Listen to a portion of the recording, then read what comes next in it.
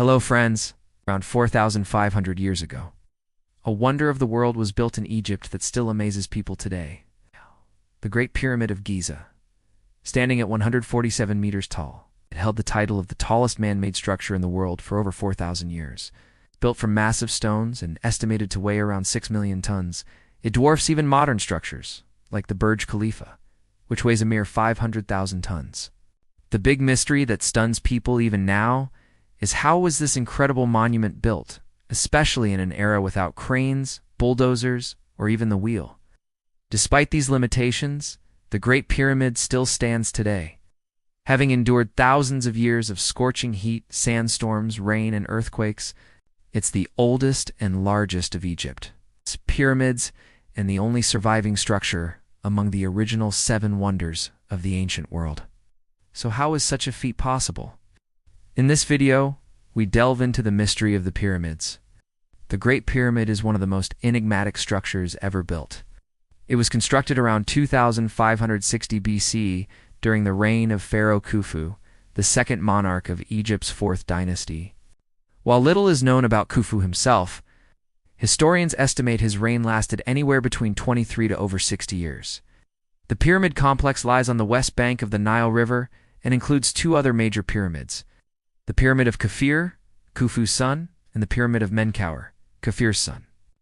In addition to these, the site features the Great Sphinx, several burial tombs, and smaller pyramids.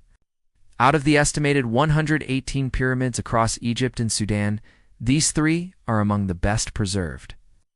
These pyramids were constructed primarily as tombs.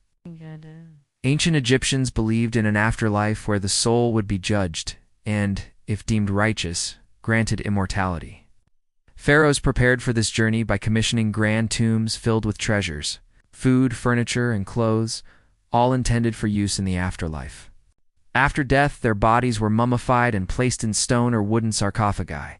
2 key pieces of evidence support the tomb theory. First, inscriptions on other pyramids and sarcophagi describe burial customs. Second, most pyramids in Egypt and Sudan have served as tombs.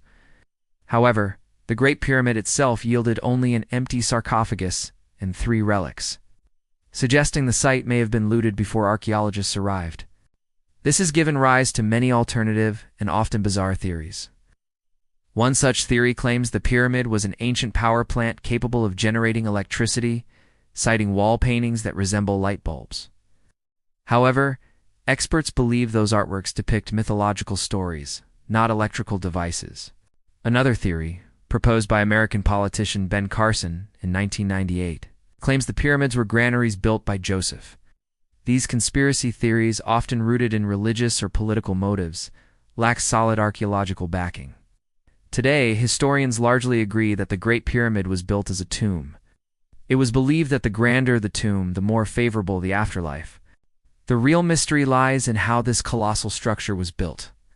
The stones used in the pyramid range from 2.5 to 80 tons each, carved with high precision despite the lack of standard tools. The construction is believed to have taken around 20 years, involving roughly 20,000 to 30,000 skilled workers. Contrary to popular belief in Hollywood depictions, these weren't slaves. They were well-fed laborers who often lived in nearby worker villages and worked in shifts. Materials such as 5.5 million tons of limestone, 8,000 tons of granite, and 500,000 tons of mortar were mostly sourced locally. Though some granite came from quarries 800 kilometers away in southern Egypt, workers used copper tools for cutting limestone and dolerite stones to break harder granite. One technique involved inserting wooden wedges into natural cracks, soaking them in water and allowing them to expand to split the stone. Transporting the stones was another challenge. Since wheels weren't yet used for carts, stones were likely moved on sledges over wet sand or transported via rafts along the Nile. A painting from the tomb of Juditip shows 170 men pulling a statue on a sledge, with one man pouring water on the sand. Experiments by physicist Daniel Bond confirmed that adding water to sand reduces friction and makes it easier to drag heavy loads. As for lifting the stones, it is believed that large ramps were constructed. In 2015, archaeologists found remains of a 4,500-year-old ramp, suggesting stones were pulled up inclined slopes using ropes and wooden posts. Some scholars theorize a lever system may also have been used, similar to the shadoof used for drawing water from the Nile. However, for the pyramid to be completed in 20 years, workers would have needed to place a stone every 3 minutes, 24 hours a day, raising questions about the feasibility of such methods. Another unsolved mystery is the mortar used in construction. Though its chemical composition is known, scientists have been unable to replicate it precisely. The pyramid's outermost layer was made of fine white limestone which made it shine under sunlight. While most of that layer has worn off, a portion remains at the top of the Pyramid of Kafir. The pyramid's design is just as fascinating. It is aligned with incredible precision to the cardinal directions: north, south, east, and west, with an error margin of only 1/15 of a degree. How is this possible without compasses or GPS? One theory suggests that Egyptians used the autumn equinox, when shadows align east-west, to determine direction. Another theory posits that they followed constellations, specifically Orion's belt.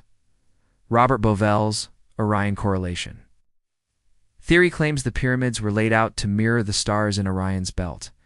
However, this theory is contested by mainstream scholars since the pyramids weren't built at the same time. And astronomical data shows the stars' positions have shifted over millennia. Ultimately, these mysteries fuel conspiracy theories, including the claim that aliens built the pyramids.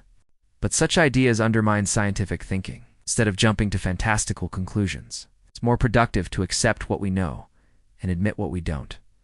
That way, future generations of historians and archaeologists can continue the quest to fully understand this marvel of ancient engineering. Thank you for watching this video. Subscribe and comment below with video suggestions. See you next time.